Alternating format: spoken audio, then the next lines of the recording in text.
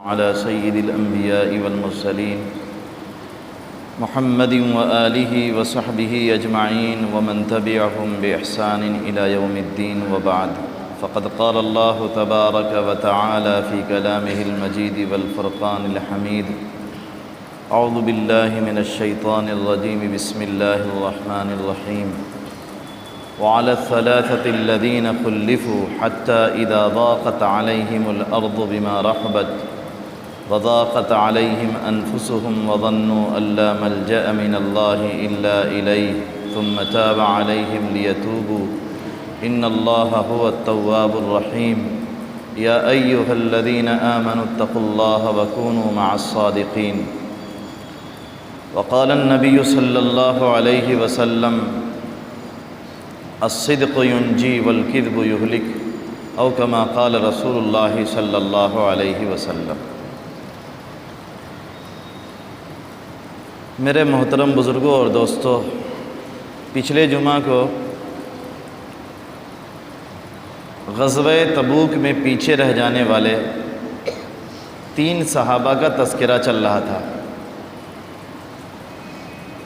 کہ کعب بن مالک، ہلال بن امیہ، مرارہ بن ربیع رضی اللہ تعالی عنہم سستی کی بنیاد پر غزوہ تبوک میں شامل نہ ہوئے، اور جناب نبی کریم صلی اللہ علیہ وسلم جب واپس تشریف لائے تو ان حضرات نے کوئی جھوٹ نہیں بولا، کوئی عذر نہیں کیا، بلکہ اللہ کے نبی صلی اللہ علیہ وسلم سے سچ سچ بیان کر دیا کہ ہم اپنی غفلت اور سستی کی وجہ سے غزوے میں، جہاد میں شریک نہ ہو سکے. اللہ تعالیٰ کی طرف سے عتاب نازل ہوا. جناب نبی کریم صلی اللہ علیہ وسلم نے کہا کہ تم لوگوں کو کسی سے بات کرنے کی اجازت نہیں ہے. مسلمانوں کو منع کر دیا گیا کہ کوئی مسلمان ان سے بات نہ کرے. وہ مدینہ جہاں ایک دوسرے کو صبح و شام ملتے جلتے سلام کیا جاتا تھا، اسی مدینۃ الرسول میں یہ گلی گلی گھوم رہے ہیں، مسجد جا رہے ہیں، جناب نبی کریم صلی اللہ علیہ وسلم کو سلام کرتے ہیں تو کہتے ہیں کہ کعب بن مالک کا بیان ہے کہ میں سلام کرتا صبح کی نماز کے بعد اللہ کے نبی صلی اللہ علیہ وسلم کو، اور دیکھتا کہ کیا رسول اللہ صلی اللہ علیہ وسلم نے اپنے ہونٹوں کو حرکت دیا یا نہیں دیا. میرے سلام کا جواب اللہ کے نبی صلی اللہ علیہ وسلم نے دیا یا نہیں دیا. ان کے ایک قریبی چچا زاد بھائی تھے، دوست تھے، ابو قتادہ. کہتے ہیں کہ میں ابو قتادہ کی دیوار پر چڑھ گیا، اس کے باغ میں گیا، اور جانے کے بعد میں نے اس کو سلام کیا. اس نے سلام کا جواب نہیں دیا. میں نے اس سے بات کرنے کی کوشش کی، وہ بات کرنے کے لیے بھی تیار نہیں ہوا. حضرت کعب بن مالک نے ابو قتادہ سے کہا: میرے چچا زاد بھائی، یہ بتاؤ کیا میں اللہ اور اس کے رسول سے محبت نہیں کرتا ہوں؟ تم جانتے ہو کہ میں اللہ اور اس کے رسول سے محبت کرنے والا ہوں. پھر بھی وہ خاموش رہے. تب دوبارہ کعب بن مالک نے کہا کہ میں تمہیں اللہ کا واسطہ دے کر کہتا ہوں کہ کیا تم یہ نہیں جانتے کہ میں اللہ اور اس کے رسول سے محبت کرتا ہوں؟ تب کعب بن مالک نے فرمایا: اللہ و رسولہ اعلم. اللہ اور اس کے رسول ہی بہتر جانتے ہیں کہ تم اللہ اور اس کے رسول سے محبت کرتے ہو یا نہیں کرتے ہو. میں کوئی جواب دینے والا نہیں. بڑے دل گرفتہ ہوئے اور واپس چلے آئے. دیوار پر چڑھے اور چڑھ کر باہر آ گئے. کہتے ہیں یہی سلسلہ شب و روز جاری تھا. ایام گزر رہے تھے، دن کاٹے سے نہیں کٹ رہے تھے. بڑی پریشانی کا عالم تھا کہ مدینہ کے بازار میں ملک شام کا ایک کاشتکار آیا تھا، کسان. غلہ بیچنے کے لیے بازار میں وہ آیا تھا. وہ لوگوں سے پوچھ رہا تھا کیا کسی نے کعب بن مالک کو دیکھا ہے؟ کعب بن مالک کون ہے؟ تو کسی نے میری طرف اشارہ کیا کہ دیکھو وہ آ رہے ہیں۔ وہ میرے پاس آیا اور آنے کے بعد مجھے ملک غسان کے بادشاہ کا ایک خط دیا۔ غسان کا بادشاہ عیسائی تھا۔ اس خط کے اندر یہ مضمون لکھا ہوا تھا کہ ہم نے سنا ہے کہ تمہارے ساتھی نے تمہارے ساتھ اعراض کا برتاؤ کیا ہے۔ محمد صلی اللہ علیہ وسلم تم سے اعراض کر رہے ہیں، تمہیں پریشان ہونے کی ضرورت نہیں ہے، ہماری زمین میں آ جاؤ، ہمارے وطن میں آ جاؤ، ہم تمہارے ساتھ اچھا برتاؤ کریں گے، تمہارے ساتھ غمخواری کا معاملہ کریں گے، ہمدردی کا معاملہ کریں گے، تم ضائع نہیں ہوگے، تمہیں بیکار ایسے چھوڑ نہیں دیا جائے گا۔ کعب بن مالک کہتے ہیں یہ بھی اللہ کی طرف سے ایک آزمائش ہے، اور اس کے بعد اس خط کو لے جا کر تندور میں جلا دیا۔ کہتے ہیں 40 دن اسی حال میں گزر گئے۔ قصور کیا ہے؟ ایک غزوے کا اعلان ہوا ہے، اس غزوے میں شرکت نہیں کر رہے ہیں، شریک نہیں ہوئے۔ اللہ کے نبی صلی اللہ علیہ وسلم کی طرف سے، صحابہ کی طرف سے عام بائیکاٹ کا اعلان کر دیا گیا۔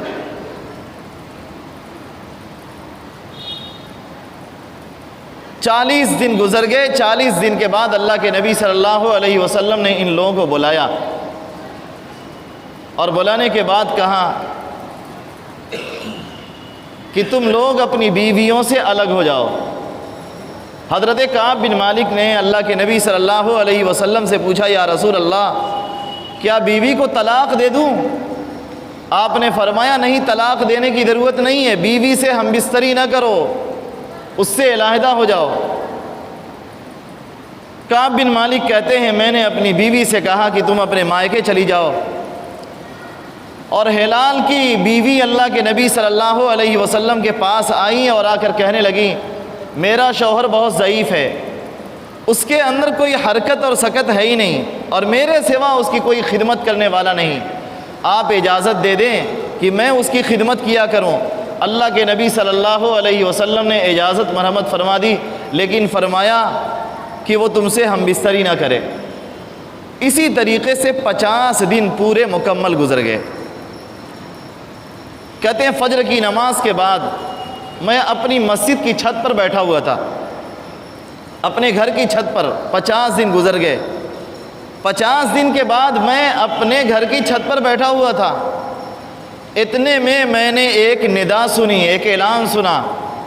ایک شخص جو ہے جبل صلع نام کا ایک پہاڑ تھا مدینہ طیبہ میں، ایک شخص جبل صلع پر چڑھا، اور چڑھنے کے بعد اس نے اعلان کیا ابشر یا کعب بن مالک، اے کعب بن مالک بشارت قبول کرو، خوشخبری قبول کرو۔ اور تیز دوڑنے والے گھوڑوں سے بھی لوگ میری طرف دوڑتے ہوئے آئے اور میرے دونوں ساتھیوں کے پاس بھی گئے، لیکن آواز کی رفتار گھوڑے کی رفتار سے زیادہ تھی۔ اللہ تبارک و تعالیٰ نے 50 دن کے بعد آیت توبہ نازل فرمائی، وعلی الثلاثة الذین خلفوا حتی اذا ضاقت علیہم الارض بما رحبت، کہ ان 3 لوگوں کی اللہ تبارک و تعالیٰ نے توبہ قبول فرمائی۔ حتی اذا ضاقت علیہم الارض بما رحبت، یہاں تک کہ جب زمین اپنی کشادگی کے باوجود ان پر تنگ ہو گئی۔ وضاقت علیہم انفسہم، اور ان کی جانیں ان پر تنگ ہو گئیں۔ وظنوا ان لا ملجأ من اللہ الا الیہ، اور انہیں یہ گمان ہو چلا کہ اب ہمارا ٹھکانہ اللہ ہی کے پاس ہوگا، ہمیں پناہ اللہ کے پاس ملے گی اور کہیں نہیں ملے گی۔ ثم تاب علیہم لیتوبوا، پھر اللہ تبارک و تعالیٰ ان کی طرف متوجہ ہوا تاکہ یہ توبہ کریں۔ بے شک اللہ تبارک و تعالیٰ بہت توبہ کرنے والا بڑا مہربان ہے۔ یا ایھا الذین آمنوا اتقوا اللہ وکونوا مع الصادقین، اے ایمان والو اللہ تعالیٰ سے ڈرو اور سچوں کے ساتھ رہو۔ ان آیات کے اندر اللہ تبارک و تعالیٰ نے ان کو بشارت دیا، ان کی توبہ قبول کیا۔ کعب بن مالک کہتے ہیں میرے بدن پہ اس وقت صرف 2 کپڑے تھے، اور میرے پاس وہی 2 چادریں تھیں۔ میں نے کسی ساتھی سے 2 چادریں مانگی، کپڑا پہنا، اور جو کپڑا میرے بدن پہ تھا اس کپڑے کو اتار دیا اور اتار کر بشارت دینے والے کو میں نے دے دیا، بطور ہدیہ اس کو پیش کیا کہ یہ کپڑا قبول کر لو۔ اس سے ایک مسئلہ ثابت ہوا، اگر کوئی خوشی کی آپ کو خبر کبھی پہنچائے تو اس کو کچھ ہدیہ دے دینا چاہیے، ٹھیک ہے؟ اگر کسی نے کوئی خوشخبری دی کہ آپ کے یہاں پوتا ہوا ہے، یہ بھی ایک خوشخبری ہے، یا کوئی اچھی خبر سنائی، کوئی خوشخبری دی، تو اس کو کچھ ہدیہ دے دینا چاہیے، جیسا کہ کعب بن مالک نے دے دیا تھا۔ اور اس کے بعد اللہ کے نبی صلی اللہ علیہ وسلم کے پاس تشریف لائے۔ جناب نبی کریم صلی اللہ علیہ وسلم کا چہرہ دمک رہا تھا، آپ بہت خوش تھے، آپ کے چہرے سے روشنی پھوٹ رہی تھی۔ جناب نبی کریم صلی اللہ علیہ وسلم کے پاس صحابہ انہیں بشارت دے رہے تھے، مبارکباد پیش کر رہے تھے کہ تمہاری توبہ مبارک ہو، تمہیں اللہ تبارک و تعالیٰ تمہاری توبہ کو تمہارے لیے مبارک بنائے۔ اللہ کے نبی صلی اللہ علیہ وسلم نے کعب بن مالک سے کہا، اے کعب، تمہارے لیے وہ دن مبارک ہو جس دن میں اللہ تبارک و تعالیٰ نے تیری توبہ قبول فرمائی۔ اللہ کی قسم، تیرے لیے اس سے افضل کوئی دن نہیں آیا۔ جب سے تیری ماں نے تجھ کو جنا ہے، اتنا خوشی کا دن تجھے کبھی میسر نہیں ہوا۔ اللہ کے نبی صلی اللہ علیہ وسلم بھی انہیں مبارکباد پیش کر رہے ہیں۔ تو انہوں نے کہا، اے اللہ کے رسول صلی اللہ علیہ وسلم، آج یہ خوشی کا دن اللہ تبارک و تعالیٰ نے مجھے عطا فرمایا سچ بولنے کی وجہ سے، کہ میں نے سچ بولا۔ آپ سے میں یہ عہد کرتا ہوں کہ اب کے بعد جیسے آج میں نے سچ بولا ہے، آئندہ بھی اسی طریقے سے میں سچ بولتا رہوں گا، زندگی میں کبھی میں جھوٹ کا قصد بھی نہیں کروں گا۔ اور وہ منافقین جنہوں نے جھوٹ بولا، اللہ تبارک و تعالیٰ نے قرآن میں ان کی مذمت میں آیات نازل فرمائیں، جن کی تعداد تقریباً 83 تھی۔ وہ جناب نبی کریم صلی اللہ علیہ وسلم کے پاس آتے اور آ کر جھوٹ بولتے اور کہتے کہ ہمیں یہ عذر تھا، اس کی وجہ سے جہاد میں شریک نہیں ہو سکے۔ کوئی کچھ کہتا، کوئی کچھ کہتا۔ جناب نبی کریم صلی اللہ علیہ وسلم ان کے لیے دعائے مغفرت کرتے، معاف کرتے۔ لیکن اللہ تبارک و تعالیٰ فرماتے ہیں کہ چاہے آپ ان سے راضی ہو جائیں، میں اللہ ان سے راضی نہیں ہو سکتا۔ تو سچ بولنا بہت بڑی نعمت ہے۔ اللہ تعالیٰ نے اگلی آیت میں فرمایا، یا ایھا الذین آمنوا اتقوا اللہ وکونوا مع الصادقین، اے ایمان والو اللہ تعالیٰ سے ڈرو اور سچوں کے ساتھ رہو، جھوٹوں کا ساتھ مت دو، جھوٹوں کے ساتھ اور جھوٹوں کے پاس نہ بیٹھو، سچوں کے پاس بیٹھو اور سچوں کے ساتھ رہو۔ صدق بہت بڑی نعمت ہے۔ صدق کے معنی آتے ہیں واقعے کے مطابق بولنا۔ صدق کہتے ہیں دن نکلا ہے تو بولو کہ دن نکلا ہوا ہے، اور رات ہے تو کہو کہ رات ہے۔ جھوٹ یہ ہے کہ دن کو رات کہا جائے اور رات کو دن کہا جائے۔ سچ بولنا ایمان والے پر لازم ہے، ایمان والا کبھی جھوٹا نہیں ہو سکتا۔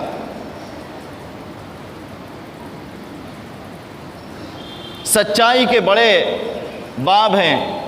سچائی کا ایک باب یہ ہے کہ اللہ تعالیٰ کے ساتھ سچ بولا جائے۔ الصدق مع اللہ، اللہ تعالیٰ کے ساتھ سچ بولا جائے،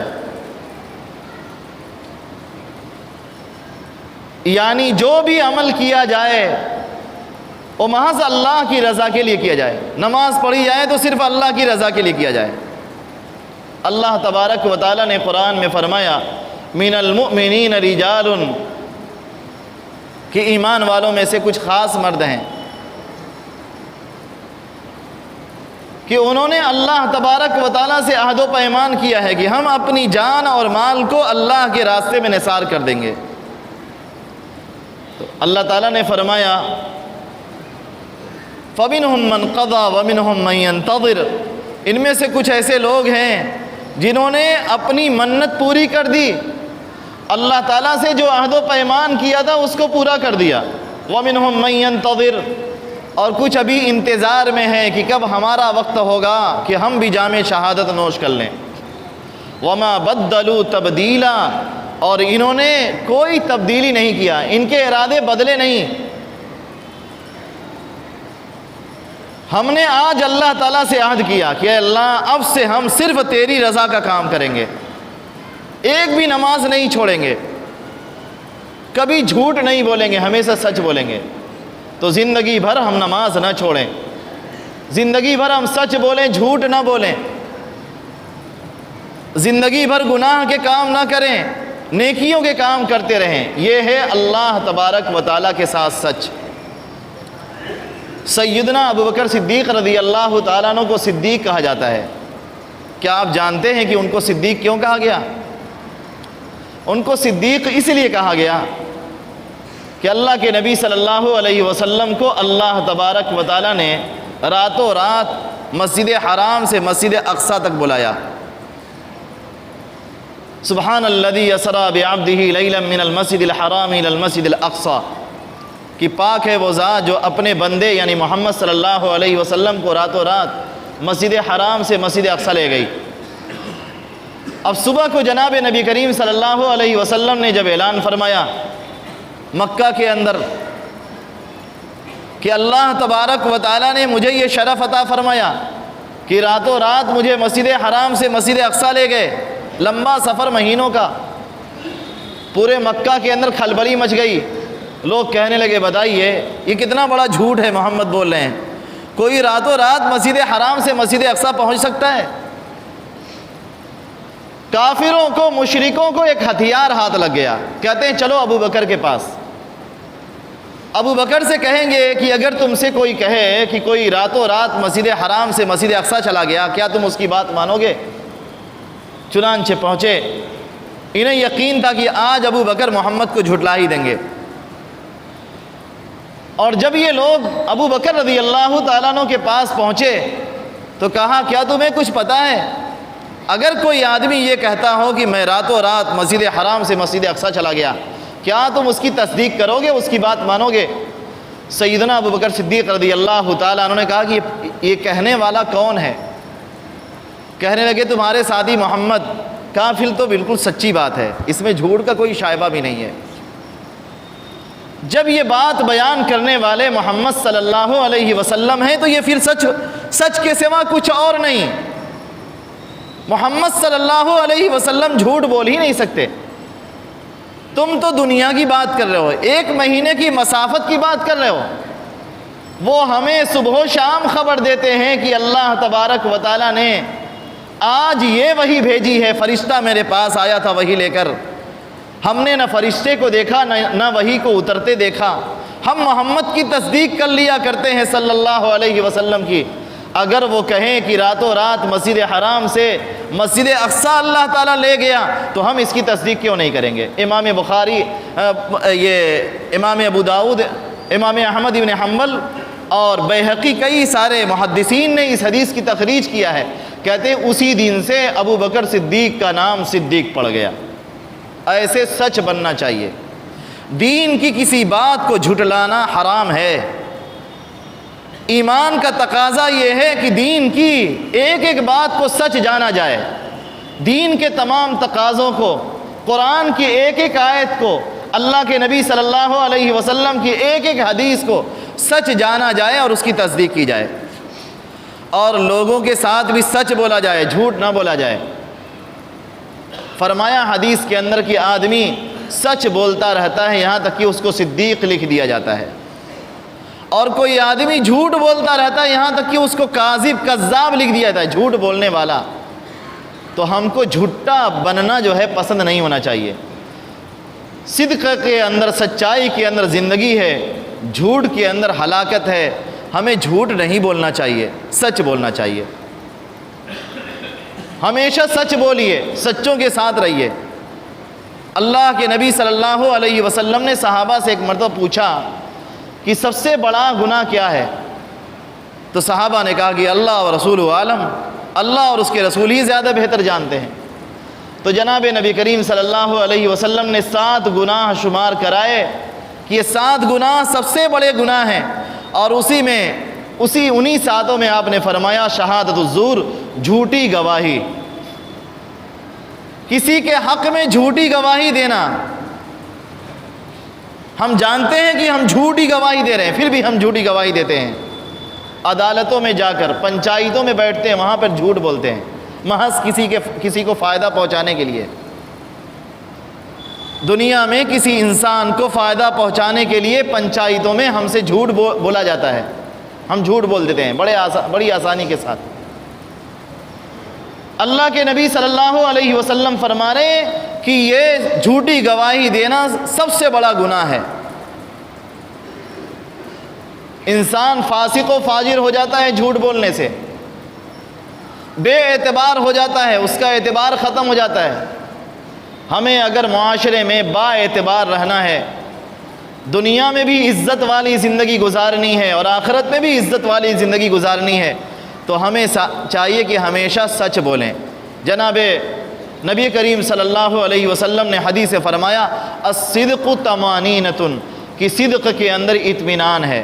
آدمی سچ بول کر مطمئن رہتا ہے، اس کا دل بھی مطمئن ہے۔ اور والکذب ریبۃ، کذب کے اندر بے اطمینانی ہے۔ جھوٹ بولنے والا آدمی ہمیشہ دائیں بائیں دیکھتا رہتا ہے، کبھی اسے چین نہیں ملتا کہ پتہ نہیں کوئی سن تو نہیں رہا ہے۔ اس لیے کبھی جھوٹ نہیں بولنا چاہیے۔ دنیا میں کسی بھی فائدے کے لیے اور کسی بھی نقصان سے اپنے آپ کو بچانے کے لیے جھوٹ بولنا جائز نہیں ہے۔ جھوٹ بولنا حرام ہے۔ مال بیچنے کے لیے جھوٹ بولیں تو اس سے برکت نکل جائے گی۔ اللہ کے نبی صلی اللہ علیہ وسلم نے فرمایا البیعان بالخیار، خرید و فروخت کرنے والوں کو اختیار ہے۔ اور اس میں آگے فرمایا اگر ان دونوں نے سچ بولا اور کھول کر عیوب کو بیان کر دیا تو اللہ تبارک و تعالیٰ ان کی تجارت میں برکت ڈال دیں گے۔ سچ بولنے سے برکت بھی ہوتی ہے۔ آخرت کے اندر اللہ تبارک و تعالیٰ انبیاء، شہداء، صدیقین کے ساتھ حشر فرمائیں گے سچ بولنے کی وجہ سے۔ اللہ تعالیٰ ہم سب کو سچا بنائے اور جھوٹ سے بچائے۔ وآخر دعوانا ان الحمد للہ رب العالمین۔